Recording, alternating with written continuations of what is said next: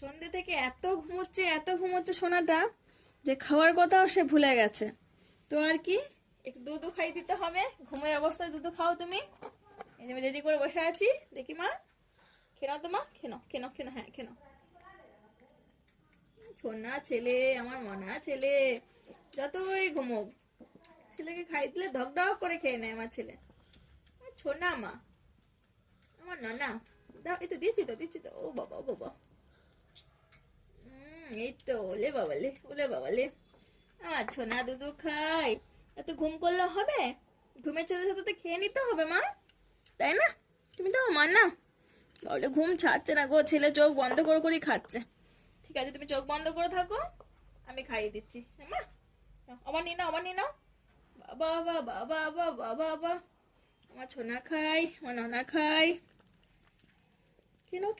খেনো।